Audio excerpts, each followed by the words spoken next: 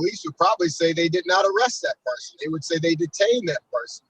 But having the handcuffs put on you feels a whole lot like being arrested. We do have an expert on the line, Mr. Marvin Arnold. If we could call him in on just the technology of it, maybe even hear public comments. I know people have participated. Could we hear from Marvin Arnold on just the technology specifically? Is Mr. Arnold on? Councilmember Williams, I just have a quick question before we get to the technology piece, and we're actually lucky here because we have our DA-elect with us, as well as the Council Vice President, all in one. So let me ask you this. So if a case is presented to you, because obviously it's about solving crime and, making sure that those who do wrong, have to sometimes face consequences. So if you are presented a case where this type of facial recognition technology was used as part of this case, do you think that that would be a strong case for you to be able to accept or not accept, knowing the fact that this technology has been proven over and over again to be flawed in identifying suspects? Well, as you heard from the chief, there would be a number of other corroborating pieces of information that would be brought to bear before it would become an arrest, based on what he said, and a lot more evidence would have to be presented to corroborate that this was the right person. And I don't think the concern is what happens to this case in court. I think the big concern with the stakeholders is the number of times that an innocent person gets detained for a few hours, gets taken to jail, and it turns out it was not them. They are innocent. They couldn't have been where they were supposed to be, but the facial recognition software just simply picked out the wrong person. So whether or not it could build a solid case is really not the measure. The measure is how many times it's wrong, and we just don't even get to hear about it because the DA is not going to hear about those situations where they dust someone off after they've been detained for a few hours in front of their children, and they realize, oh no, this wasn't the right person. We don't hear about those cases because there's no policies in place and there's no laws in place for the use of it. We don't even get to track how many times an innocent person is detained by mistake because of flawed technology. Yeah. I mean, I think we're actually on the same page because look, I'm once again, and Joe Druso loves it when I say this, I'm certainly no lawyer here, but if I were, a prosecutor and I saw that this technology was used, I'd just be like, it's so flawed. How do we know that it was really this guy? I can't go after this guy. That's actually, how I don't know, I would view it. But anyway, I'm sorry, Councilmember Williams, you were wanting to bring in an expert to talk about the technology briefly? I think it's a good idea because we keep talking about it as a tool, so we should at least vet the tool with some specificity. Mr. Arnold? Hi, everyone. Thanks for having me today. Sorry, I'm a little unprepared. I didn't know I was going to be speaking. I appreciate that the question was about technology, but I don't honestly think that that's the right question. The technology's been proved out, and it is totally unreliable. Whether you look at our own government sources, at independent think tanks, we know that this technology is unreliable and does not work. And it's not for some esoteric technical reasons. It's for deep-rooted systemic inequities that create these technologies. So why can't facial recognition identify dark-skinned people as well as light-skinned people? Well, if all of the computer programmers who develop the software are white and light-skinned, they're going to pick a bunch of light-skinned data. And these kinds of subtle implementation details are not something that are ever going to be fixed as long as systemic racism is around. So talking about waiting until this is fixed is just missing the point. What the conversation today should be about how NOPD has been lying to us for years.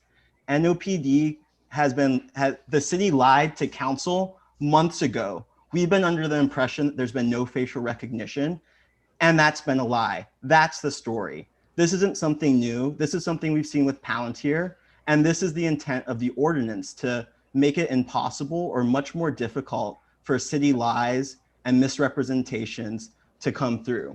And instead of admonishing NOPD for lying to us. We're giving them a platform to speak without giving equal space. Thank you for inviting me in here at the tail end. But our group wasn't given equal space to speak. In fact, many of the council members who are making gestures towards wanting to tear down systemic racism and admitting that these are issues haven't even responded to a single one of our emails and haven't been engaged in good faith dialogue. It's kind of ironic that a lot of the conclusions that we're driving towards possible improvements to the ordinance sound like original versions that were proposed around having annual reviews and giving more autonomy towards city council to, at your discretion, make these decisions. That was ultimately pulled out at city council's behest. And so it's a little confusing for us as stakeholders, and we thought partners, to be getting these mixed signals. What it feels like on our end is that the intent is to water down and kill this ordinance and defer it to death. It's been deferred since the summer. And honestly, the language is there. There's nothing to be improved. The ban's the ban. If this technology is bad, then we don't want it. And anything shy of adopting the ban is just hedging and political posturing. Mr. Arnold, let me ask you one question about, I've researched and read as it relates to darker skin colors. What's the science, if any, as it relates to gender, whether it be with regards to women versus men or young people? Is there any? Can you shed some light on that? Dark-skinned women have the highest inaccurate rates when it comes to facial recognition. And if you think about this less confusing as just like general technology is sometimes inaccurate, but like how does the technology get developed? Well, because of systemic inequities, it's probably dark-skinned women who are least involved in these processes. And that's why we get these outcomes. Thank you for weighing in. Any other questions from the dais? I have a comment, Council Vice President, Council Member. So Marvin, I just wanted to address your comment about reaching out to Council Member's office. I know my office had several meetings with the group. I know Victoria, my staff, has been in conversation going back and forth when we were really actively working back and forth on this ordinance. I know there was a pause and I don't know what happened. I don't know because Councilmember William wasn't taking it up. And so there was no intention at all of not communicating with you this morning. And as I stated in my comments, this ordinance is getting better. It is making progress. It's showing improvement. However, I want to make sure that when we work in collaboration, we also have to work with the people that are protecting our citizens as well. And that's why I value the input from our New Orleans Police Department, from our chief, from our New Orleans Homeland Security, from the RTCC. And so, and again, this all happened just this few days. One of my requests was that we defer this and take this up on January the 14th. So I'm not trying to drag this out at all. Like I said, I was not the author of this ordinance. We were working with Councilmember Williams' office and in several groups, several advocacy groups. And so again, I will continue to work with you guys, and I'll circle back with Victoria to see where we at with you guys. And again, it's been a very busy week for us, and by no means that not connecting with you guys was done on purpose at all.